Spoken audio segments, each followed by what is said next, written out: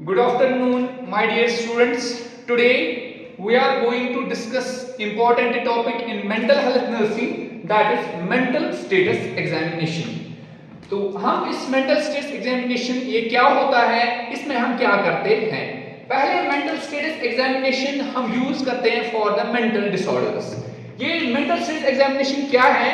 इसमें एक psychiatrist clinical science and symptoms देखता है और किसके थ्रू? इंटरव्यू। ये एक पेशेंट के साथ इंटरव्यू मेथड यूज करता है, जिसमें पेशेंट को ये देखता है कि what are the signs and symptoms of the patient, और उसी साइंस एंड सिम्टम्स के बेसिस पे फिर ये आप जज कर सकते हो कि इसको कौन सा डिसऑर्डर है, और इसको हम एब्रिविएशन में यूज करते हैं MSE, that is mental status examination. तो इस मेंटल स्टेटस एग्जामिनेशन में आपको बहुत सारे स्टेप्स आएंगे, और स्टेप्स के थ्रू हम क्या क्या देखते हैं और स्टेप्स में हम क्या क्या यूज करते हैं, तो वो हम वन बाय वन स्टार्ट करेंगे। तो मेंटल स्टेटस एग्जामिनेशन में first we are doing the identification data. Identification data, identification data में क्या हम पहले देखते हैं? इसमें हम पेशेंट का नेम देखते हैं, पेशेंट का एज, पेशेंट की जो इसका सेक्स होगा, पेशेंट की इनकम, इसकी रेजिडेंस, इसकी एजुकेशन, और इसका हम देखते हैं कि what is the date of mental status examination. इसमें हम देते हैं डेट ऑफ एडमिशन, और इसमें हम देखते हैं डायग्नोसिस। तो ये चीजें हम पहले किसमें देखते हैं? आइडेंटिफिकेशन डाटा में। और एक चीज देखते हैं इसमें, व्हाट इज द वार्ड, कहां पे है ये, तो ये सारी चीजें हम इसमें देखते हैं किसमें? आइडेंटिफिकेशन डाटा में। और सेकंड थिंग हम इसमें क्या करते हैं, तो what will be the objectives of mental status examination. Objectives क्यों हम mental status, what is that, हम मेंटल स्टेटस एग्जामिनेशन क्यों करते हैं, हम किस लिए करते हैं? फर्स्ट ऑब्जेक्टिव क्या होता है? डिटेल्ड एग्जामिनेशन, डिटेल्ड एग्जामिनेशन करते हैं हम। दूसरा, हम इसमें हम what care should be provided to the patient, care should be provided to the patient. और तीसरा पॉइंट, हम नीड्स को मेट करनी है, needs met for the patient, patient की नीड्स को आपको फुलफिल करना है, तो इसीलिए हम मेंटल स्टेटस एग्जामिनेशन करते हैं। और लास्ट वन इज, जो हम केयर प्रोवाइड करते हैं, it should be based on periodicity based. कौन सा सिम्टम पहले है, उस सिम्टम को पहले ट्रीट करना है, उसके बाद दूसरा बाद में जो भी सिम्टम्स आएंगे वो ट्रीट करना है। That will be the objectives of this mental status examination होते हैं।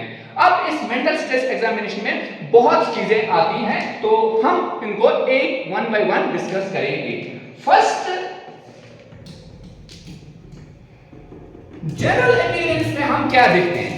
जनरल अपीयरेंस में हम पेशेंट का ड्रेसअप देखते हैं, जनरल अपीयरेंस में पेशेंट का हाइजीन देखते हैं, जनरल अपीयरेंस में हम पेशेंट का जो हम बोलते हैं वी कॉल दैट कोई हेलुसिनेटरी या कोई कंपल्सिव बिहेवियर तो नहीं है, ये कोई एक्टिविटी रिपीट नहीं करता है।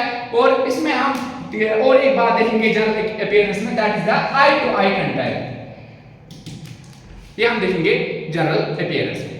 और second is talk and speech. Second point, talk and speech में क्या होता है कि टॉक एंड स्पीच में इसकी टॉक का वॉल्यूम क्या है, बात करने का इसका वॉल्यूम क्या है, इस टॉक, इसमें और चीज देखेंगे, दैट इज हम देखेंगे कि इसका ट्यून कैसा है, और हम इस टॉक में देखेंगे इसका रिएक्शन क्या है, वो किस में हम देखेंगे? टॉक एंड स्पीच में। जनरल अपीयरेंस में हम इसका बिहेवियर, हाइजीन, ग्रूमिंग, कॉम्बिंग सब कुछ देखते हैं। और इसमें हम देखते हैं जब टॉक एंड स्पीच में हम इसको देखते हैं, वो बात करने का वॉल्यूम क्या है, इसका ट्यून क्या है, इसका जो रिएक्शन टाइम है, ये स्लो बात करता है, आहिस्ता बात करता है, तो वो हम किस में देखते हैं? टॉक एंड स्पीच में। उसके बाद थर्ड एंड इफेक्ट में हम क्या देखते हैं? मूड इफेक्ट में हम दो चीजें देखते हैं, one is called as subjective data and second is the objective data. Subjective data में क्या देखते हैं, पेशेंट नर्स को बोलेगी, पेशेंट नर्स को बोलेगी कि आप कैसे फील कर रहे हो या आपको कैसे लग रहा है। तो अगर पेशेंट ने बोला मैं ठीक हूं या मैं ठीक नहीं हूं, तो आप नीचे इसको इन्फरेंस लिखोगे, इन्फरेंस लिखोगे कि इसका मूड ठीक है, मूड इज नॉर्मल या मूड इज नॉट नॉर्मल। उसके बाद ऑब्जेक्टिव डाटा में आप या आपको खुद ही लिखना है, क्योंकि ऑब्जेक्टिव डाटा आप खुद ऑब्जर्व करोगे। तो objective data is patient is not talking, patient talk नहीं कर रहा है। तो इसके पीछे नीचे आप लिखोगे या पेशेंट टॉक कर रहा है, तो नीचे इन्फरेंस में क्या लिखोगे, आप लिखोगे अगर टॉक कर रहा है तो mood is concurrent to effective, mood is related to effective, अगर नहीं है तो आप लिखोगे mood is not concurrent to effective। ये मूड ठीक है बट इफेक्टिव ठीक नहीं है, या मूड ठीक है या इफेक्टिव भी ठीक है, तो वो किस में आएगा, मूड एंड इफेक्टिव में। उसके बाद है थॉट, एक और चीज आता है दैट इज थॉट। थॉट में दो चीजें होती हैं, one is called form of thought and second is called content of thought। form of thought, content of thought, दो चीजें हम देखते हैं। form of thought में नर्स क्या बोलेगी पेशेंट को, form of thought में नर्स बोलेगी आप कहां रहते हो, आपको कैसा फील हो रहा है, आपको क्या महसूस हो रहा है, तो वहां से पेशेंट रेस्पॉन्ड करेगा कि मैं ठीक हूं, क्या हूं, तो that will be what will be the, इसका फॉर्म क्या होगा, इसकी कोई इल्यूजन तो नहीं है, इसकी कोई हेलुसिनेशन तो नहीं है। तो उसके बाद कंटेंट ऑफ थॉट में हम क्या देखते हैं, कंटेंट ऑफ थॉट में एक नर्स पेशेंट से पूछती है कि क्या आपको लग रहा है कि आपको कोई नुकसान पहुंचा रहा है, क्या आपको कोई लग रहा है कि आपको कोई आपके बारे में कुछ बोल रहा है। तो अगर इसने लास्ट में बोला या हाँ मुझे लग रहा है कि आपको, दैट मींस इस पेशेंट को इन्फरेंस में लिखोगे इट हैज अ डिल्यूजन, इसको थॉट डिस्टर्ब्ड है, इसकी थॉट प्रोसेस नॉर्मल नहीं है। अगर ये लग रहा है कि नहीं मुझे कोई आवाज नहीं सुनाई दे रही है या मुझे कुछ भी नहीं दिखाई दे रहा है, तो then we will call as a patient have no delusion, that the patient's thought is normal. Clear. उसके बाद next point is the orientation. Orientation में हम तीन चीज देखते हैं, टाइम, प्लेस एंड पर्सन। ये तीन चीजें हम देखते हैं किसमें, ओरिएंटेशन में। क्या ये टाइम के ओरिएंटेड है, क्या ये ओरिएंटेड विद प्लेस है, क्या ये ओरिएंटेड विद पर्सन है। For example time, for example आप यहां पे नर्स क्या पूछेगी पेशेंट से कि इस टाइम क्या, इस वक्त क्या टाइम हुआ है, इस वक्त क्या टाइम हुआ है। अगर पेशेंट ने बोला टाइम जो था वो वही टाइम बोला, that means patient is oriented with time. अगर इसने बोला कुछ और टाइम है, that means patient is not oriented with time. वो आप कहां पे लिखोगे, नीचे इन्फरेंस में, patient is oriented with time या पेशेंट ओरिएंटेड टाइम के साथ नहीं है। अगर उसने ठीक टाइम बोला तो ओरिएंटेड, अगर नहीं बोला तो वो डिसओरिएंटेड विद टाइम। उसके बाद प्लेस में भी सेम नर्स क्वेश्चन पूछेगी, आप कहां हो इस time. For example patient hospital में होगा, तो ये नर्स बोलेगी आप कहां हो इस टाइम। अगर पेशेंट ने बोला मैं हॉस्पिटल में हूं, that means this person is oriented with place. अगर नहीं बोला मैं यहां पे कोई किसी और जगह बोला मैं हॉस्पिटल में होके, ये बोलेगा मैं कहीं और पे हूं, दैट मींस द पर्सन या this patient is not oriented with time.